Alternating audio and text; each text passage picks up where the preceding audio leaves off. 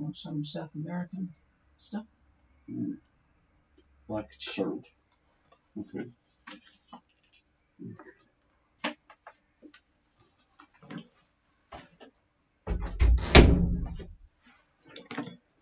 A very good evening, everybody. This is Gulf Harbour Radio, ZMH 286, Patricia and David. And I can tell you I'd rather be outside walking in the beautiful twilight. It has been a gorgeous day here at Gulf Harbour, just flat calm pretty much all day. The wind, well, the boats are just facing into the current, I think, but it's just been a delightful day, and it still is.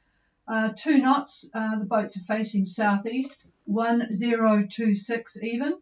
17 degrees, it's just dropped, and 5% cloud cover. So I suspect another chilly night because we've just got no clouds to keep the warmth in, but a really good expectation for tomorrow. Very quick night tonight. Well, I am. David's got a bit to talk about for those on passage, but I'll first of all give you Shandon's position. Normally we talk to David on Shandon, but he can hear us. Good evening. Sounds like all is well on board, David, but can't transmit. So he is on my list of radios that need attention at the end of the year. Hopefully this year we will not meet the record 10 or so that we got last year. Anyway, Shandon is currently at 3301 south and 17550 east, going true north magnetic at 7 knots. That's a bit Irish, isn't it? True north. I can't say magnetic. He is going 000 magnetic at 7 knots, easterly of 10. So pretty light conditions, but very pleasant to start with. We'll see what David's got for you shortly. 1022 steady, and all is well on board. So I hope the night goes well for you, David. Margarita. Not sure where Margarita is, probably still snoozing from a late arrival last night. Their AIS is not on, so I've got no indication that they are in Niafu, but I assume they are. So a very good evening to Margarita. Now we have got 3 boats, Sea Wind, First Light and Rusula. So let's see if I can find last. Sea Wind, Gulf Harbour. Yeah, Gulf Harbour Radio, this is Susan Live from Sea Wind. How's coffee over? Well, I was expecting last, but nice to talk to you, Mia. Go ahead. I have got reasonable coffee, a little bit on the light side. Oh, no, it's not Mia. It's, goodness, I am a bit strange tonight, Suzanne. But you sounded like Mia, actually. That's why I said that. But, yes, it is a little bit light, but I'm sure I'll pick you up. Go ahead. Our position is 18 degrees, 25 minutes south, and 179 degrees, 42 minutes east. We have about 100 nautical miles left to Harbour, and we'll have an ETA on 9 o'clock. Our current speed is 6 knots, and we have a true course of 335 degrees. We have easterly winds 15 to 20 knots, and as well from east less than 1 meter. Cloud cover is 60%, and the barometer has dipped a little bit, so it's 1010.5. We had a lovely day today with good sailing and finally saw land, and we had some change of fish over here, so we had a skipjack tuna instead of a over. Well, you definitely have the fishing record, I think, for the season. I've never heard such a good fishing record, but boy, with the amount that you've got on board, everyone will be welcoming you. Sea Wind with Lars and Suzanne, 1825 south and 17942 east, which is 100 miles from Savu, which they'll enter at 9 o'clock tomorrow morning. It'll be very good. They've had a good day. Hopefully it will be continuing that way. 6 knots on the current course of 335 with east 15 to 20. So Pretty good conditions, really. The bar is 1010.5, 50% cloud cover, and less than a 1 metre swell. So, gee, what a nice way to end the trip, Suzanne. Over. Oh yes, it's a lovely way to enter the Fiji waters. We're looking forward to being back tomorrow morning. And thank you guys for having us on Harbour Radio. It's been great. And see you guys in a while. Have a good evening. Bye for you. Yeah, thank you. And yeah, it's been good because your reports have been of interest on the passage route. So it's always, well, David always appreciates that because he can compare what he's looking at in satellite pictures and the various models. So we appreciate it as well. Okay, good night to both of you and a safe entrance tomorrow. Clear with sea wind, and we'll go to First Light, Gulf Harbour. Well, good evening, Patricia. Julie from First Light here. How copy? Yeah, nice copy, Julie. Go ahead. Yes, I can hear you better today. It's been a mixed bag. It's light to moderate conditions, 4 hours of motoring, and early this morning, 2 tuna landed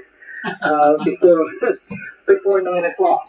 Anyway, right now, our position is 20 degrees, 12 minutes south, 179, 44 minutes west. Our course is 345. Wind is around averaging 10 knots from the east. Our speed over the ground is 5.8 knots. The seas are a southeasterly swell, probably only half a meter to a meter. The sky is a cloud cover of 30%. Over. What you say? 30. I have a comment. Okay, we have First Light competing with Sea Wind on the fishing department, but they're into tuna, not mahi-mahi. 2 tuna, my God, that's an awful lot of fish, isn't it? A lot of fish.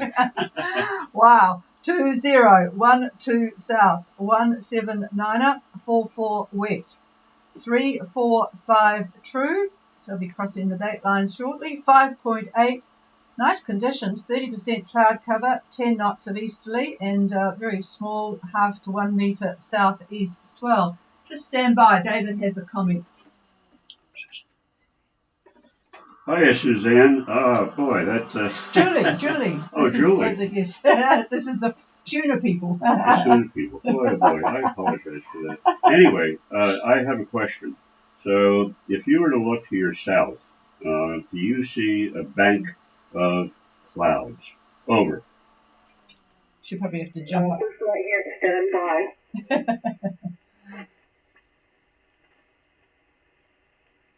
You need to say something. Is the seaweed, was that the question for seaweed over? No, it wasn't. Sorry. Nope, not sea wind. First light here, yes, I do see quite a thick bank of clouds behind us. Over. Okay. Well, what that big bank is a rather aggressive trough that's heading in your direction. So enjoy the nice weather if you can. It sounds like it's a beautiful day. So hopefully you will get in before the trough overtakes you. It is heading northward toward Fiji. So anyhow, tonight may be interesting. So take care there, and I'll be anxious to hear from you tomorrow. Over. Thank you for that, David. And yes, we will report on what kind of night we had. Over. All right. Well, hopefully all will be well. Make the most of the 10 knots that you've got at the moment, and the slight seas. So hopefully that will last as long as possible. Well, particularly on your watch. All right. We'll clear with Don and Julie on First Light with their tuna. My God, that is a lot of tuna to put away. 2 of them. Okay, let's see what Rusula's Spinnaker story might be from last night. Rusula, Gulf Harbour. Hi, Gulf Harbour, this is Rusula. How did you copy? Very nice copy, Craig. Go ahead.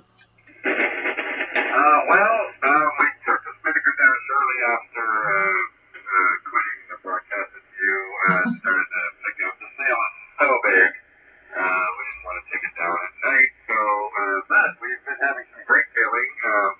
I've been maintaining about 5 knots to 138 nautical miles over the last 24 hours since talking to you last, which is pretty good for a boat. We've been moving along real steady.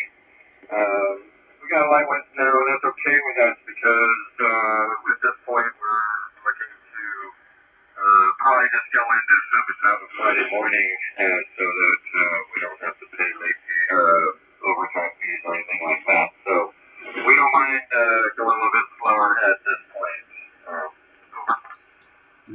Yep, it's been interesting with Fiji this year. I've been watching Vicky's comments on the problem and inconsistencies of bringing in chicken, and also, I don't know why they have the overtime during the week. It just seems a bit strange. But anyway, each to his own. Go ahead with your position report. Okay, yes, we're at 19 degrees, 28 minutes south, 179, 59 east, so we've made it back over the international date line. We're on a course of 340 true. Our speed right now is about 4 to 4.5 knots. We have a wind direction southeast, 6 to 9 knots, probably closer to 6 to 7. Pretty light. Wind direction is southeast. With the swell is southeast as well, but it's very negligible, probably half a meter at the most. Zero is 1006 tonight, and we have a cloud cover of about 20%. Okay, we have Rusula, and they are just easing their way to Savu Savu to be there on Friday morning. 1928 south at the moment, 17959 east. 340 true course, 4 to 4.5, southeast 6 to 9, and the swell is almost negligible. Gosh, hard to believe a passage has got less than half a metre swell. 20% cloud cover and the bar of 1006. Same thing for them. Yeah, it's just going to, well, David's just commented, it's pretty much the same, very light conditions. Just, I'll pass the microphone, I think. Now, what I said was there's a trough just to your south. And if you look to the south, you'll probably see the cloud bank as well. So how aggressive the trough is going to be as it heads toward Fiji and your location, I don't really know. I see some high clouds, and that usually portends quite a bit of rain and possibility of thunderstorms and that sort of thing. So watch out tonight, and we'll see what the weather does during the day tomorrow, and we'll talk to you tomorrow night to see if my satellite image is true to form. Over.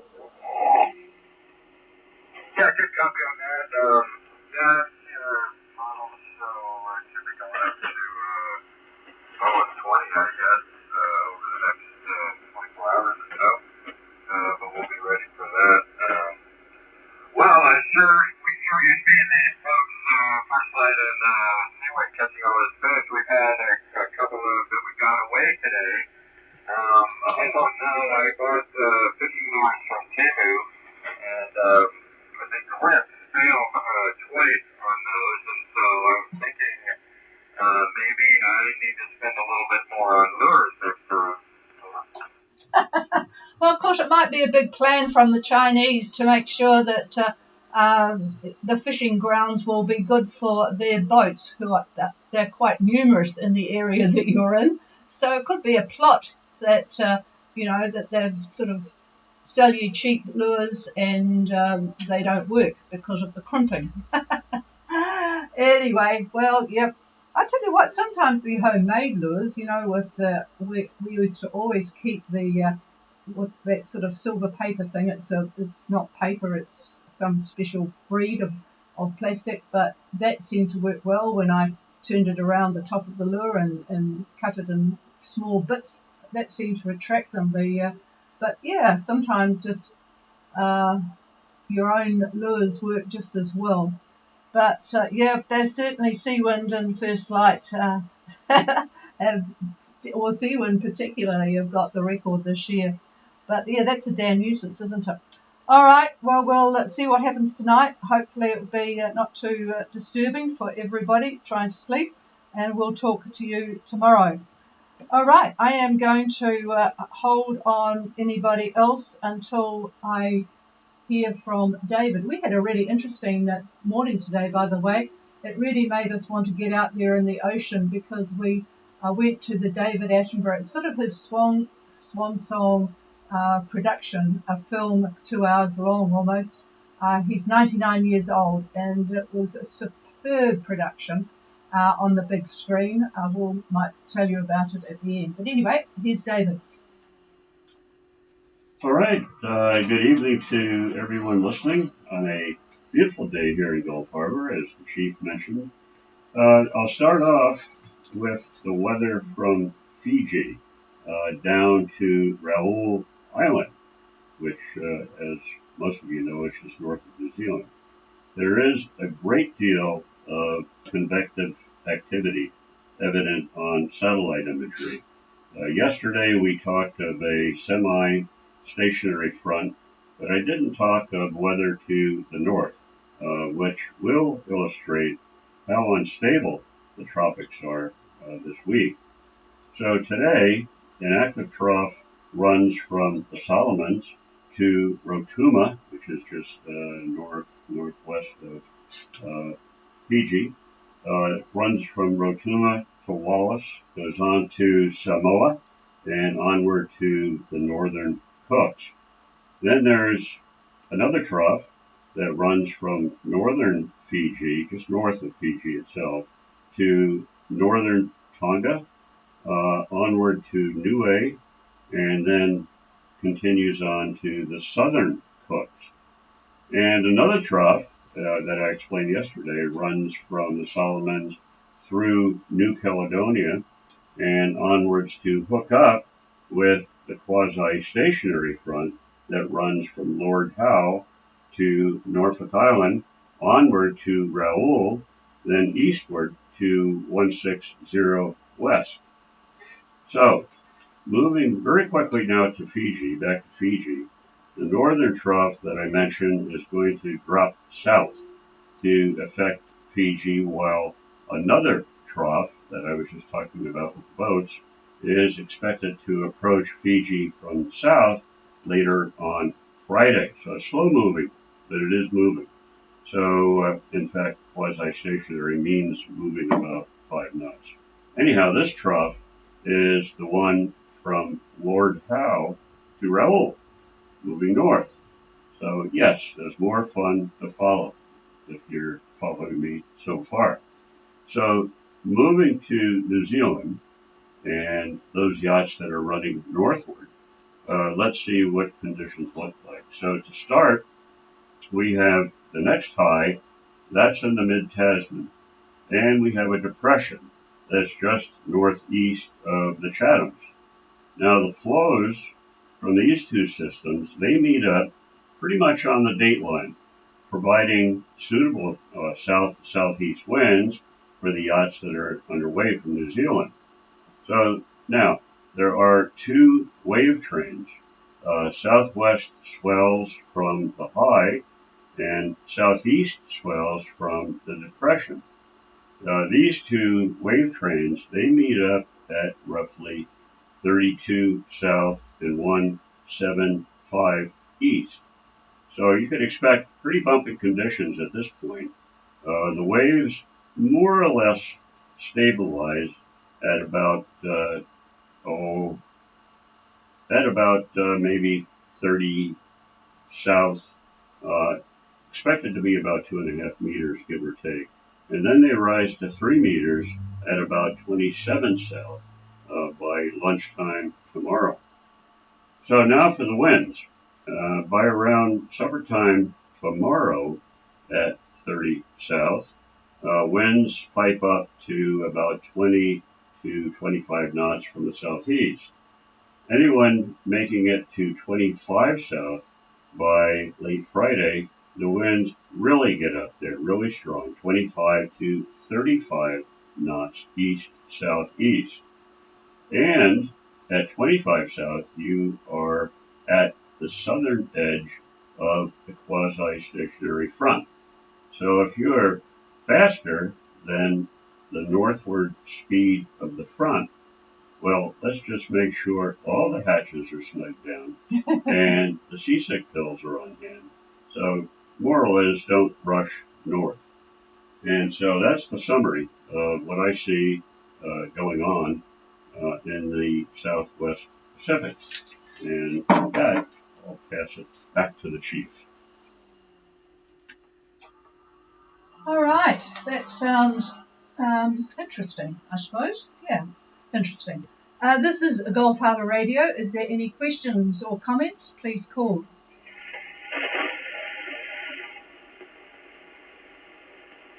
No, they're all thinking about that one. Well, and I'll just finish with a couple of comments on the film Ocean. I guess none of you are going to see it unless you are in New Caledonia. There is a movie placed there. I don't recall, mind you, ever been in Fiji and Tonga and Vanuatu for a while. I can't remember whether they have movie theatres or not. I do remember going to the movies in the Caribbean. We wanted to see one of the Hobbit films, which was an absolute waste of time. But it was interesting looking at the signs to go in. You were not allowed to have dreadlocks, which I thought was really weird, given that it's sort of, you expect to see dreadlocks in the Caribbean. You had to have shoes on your feet. What was the other thing that was quite weird? Anyway, we saw it there, but of course... No marijuana. No marijuana, probably. It was people chatting because they really couldn't understand the English that was spoken, the type of English that was spoken, so it was a bit strange. But if you can get to see it, it's a magnificent film, and oh boy, it really made us want to get back into diving in the tropics. There was the first half of about 45 minutes was just some beautiful pictures underwater from around the world and the importance of things like plankton and krill and so on. But it built up to how we are really destroying some of the cycle of things in the ocean. And what was upsetting to us both when we tried to pinpoint the worst aspect of it was the picture from the Antarctic of 3 huge ships, really, that were taking krill for things like pet food and the like, which of course is where the whales and various other, it's the start of the cycle of food. And so that was kind of distressing. But what was interesting... Hang on, I'll let you take the microphone in a minute. David's trying to talk to me at the same time as I'm speaking. And it's really hard to keep the hearing and the mouth going at the same time. But anyway, what was really helpful, though, was to see that if people stopped fishing in an area, and his aim is, in what they're trying to do in a big conference coming up in June, is to try and get the whole world saving and preventing fishing in 30% of the waters that they control.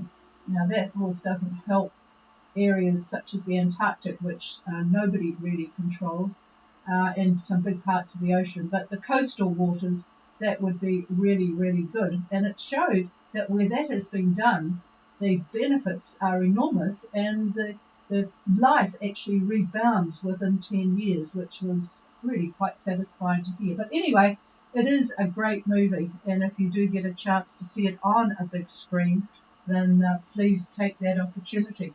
I'll pass the microphone because David might have a little bit of a different slant. No, not different, just more. The part about the Antarctic was depressing, very depressing. These factory ships were 500 feet long. I mean, these were huge vessels, and the nets that they use are up to a half a mile long, maybe not quite that long, but close to that. And the type of things that they were just robbing the area of all that good food for the whales, and just all of the krill, the Phytoplankton. Zooplankton, the little animals that hatch and the currents take them. It all starts from there, and it all branches out to the rest of the deep ocean until they get bigger and then go to the shallow waters again and whatnot. But the theme was the fishing and what it's doing to the oceans. And they're not anti-fishing. He is not. And the film didn't portray it that way. They just want the whole thing controlled.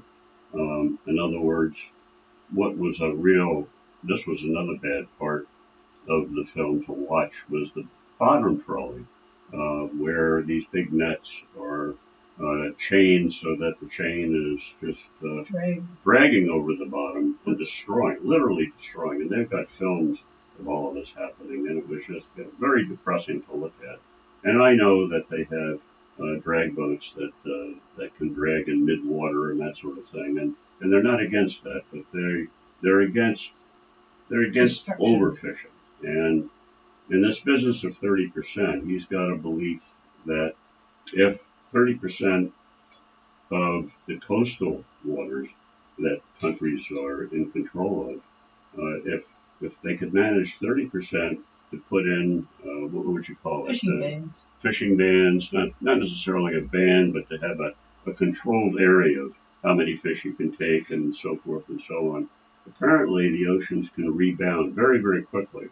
And he proves that in a number of areas, particularly in Hawaii, where virtually all of the islands have a big circle around them where you can't do anything really. And it's amazing what in a 10-year period that has done to the reefs and so forth. And we're all divers, just like you are, and we love to see the beauty of the coral reefs. And the movie was a real an eye opener, depressing at one point, but also encouraging at another, because we still can do something about it. So that's my take on the movie. Very, very well done. And he's 99 now, and like Patricia said, it's kind of a swan song for him. It's the last big production and the last thing he's going to do, in his view, to save the world. So there you go. Yes, it was 4 years in the making, this film, and boy, it's going to last a very, very long time, and hopefully people will take note. Just a lot of things to take away and think about, actually. It was very sad to see the fisher people on the African coasts, both sides, who basically survive on what they can take, but you saw these fishing big ships very close to shore, and what he could have done is he sort of fogged out the names, but you could see the Asian characters above the English name on these vessels, but we thought it could have been an opportunity to name and shame. But anyway, see it if you can. That's about it from us at the moment. Nothing else happening around the world that's any different. Mr. Putin and Mr. Trump had a 2-hour conversation which resulted in nothing. There's still people starving to death in Gaza. What else is there? Nothing much news. We're all expecting a bit of a drama here in New Zealand tomorrow because we've got the annual budget. So, yeah, we'll just stick to things maritime. This is the last call for anybody who wants anything. Please call now. Oh, hello, Peter. Go ahead. Seeker. Well, it's I know it's Seeker because it's got that little bit of distortion, but still readable. Over. Okay, we are underway. We decided to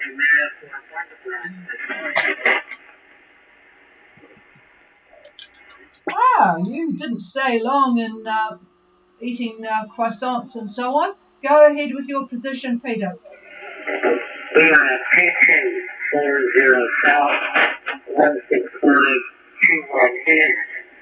We are steering a course of 2403, doing about 8 to 8.5 knots. We've got wind out of the east at 15 to 18 knots, and about almost 50% cloud cover. It's been a beautiful, beautiful day. During one giant southerly swell. Over. Well, what's the ETA? whilst I'm reading this, you can give us the ETA for Bundaberg. Seeker departed Noumea today, 3240 south, 16521 east. They're on a course of 240 true at 8 knots, east 15 to 18, so pretty good conditions. People listening, if you're going to Australia at the end of the year, might follow this passage with interest. 50% cloud cover sounds like a really good start for the passage. What is your ETA, Bundaberg, Peter? Over. Probably today or Monday morning. Over. And the correction on the latitude is 2240 south.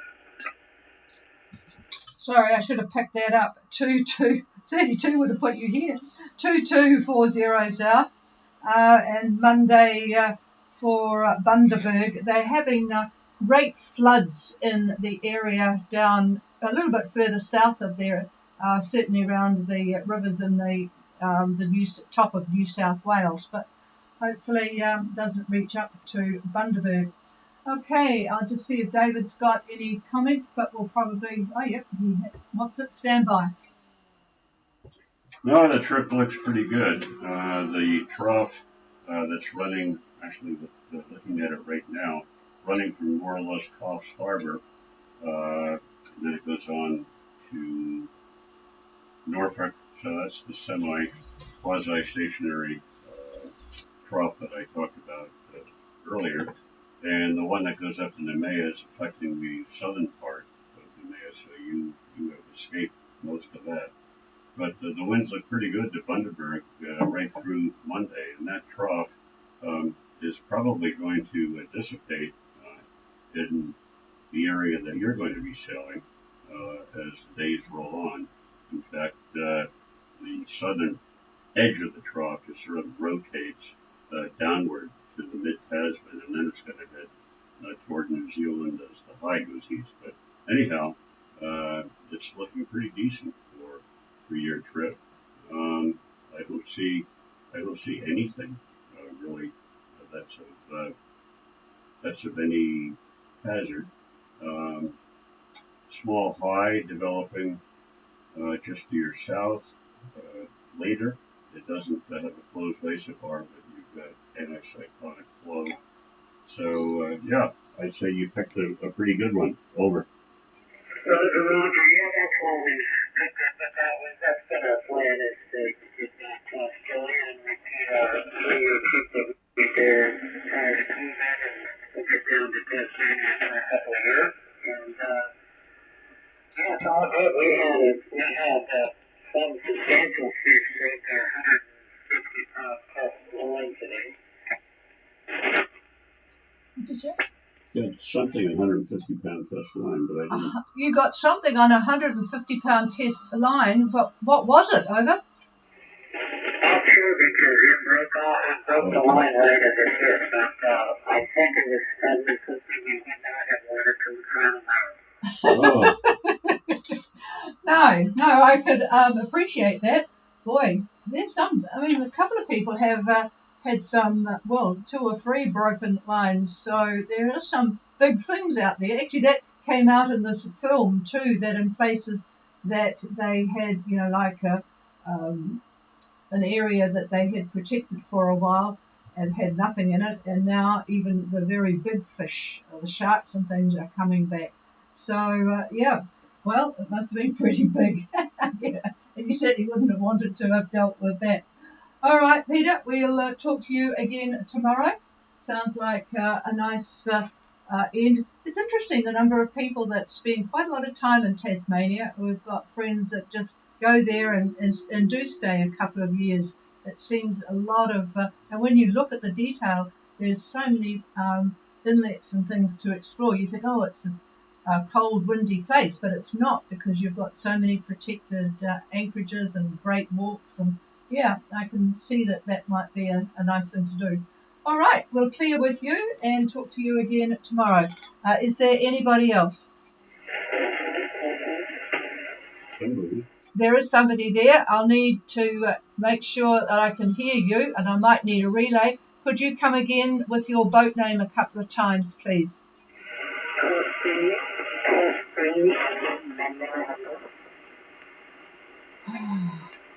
I suspect this is the boat I couldn't copy a couple of nights ago at Minerva. Could anybody help me with that vessel? Please call now.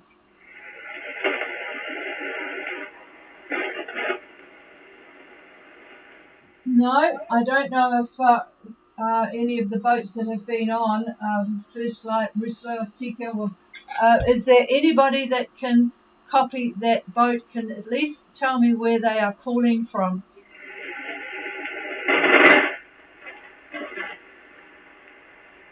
No, I'm sorry. It's just not possible to work it out. It's very close to being readable, but just not quite. Let's give it one more go. Over.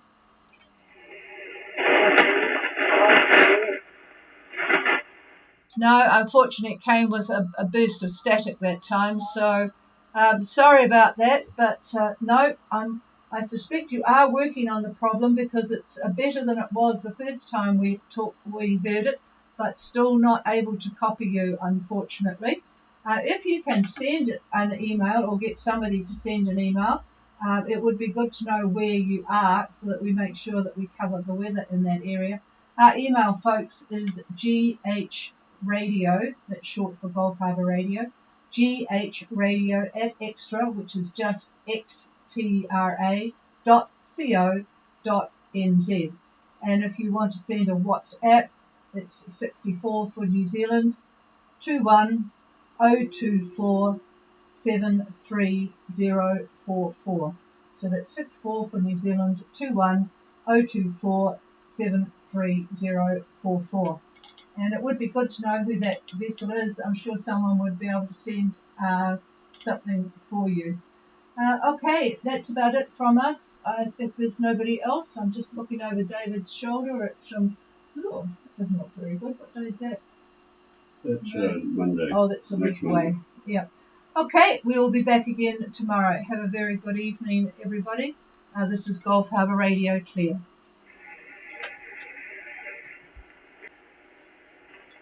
That's terrible. Wow, that would be nice.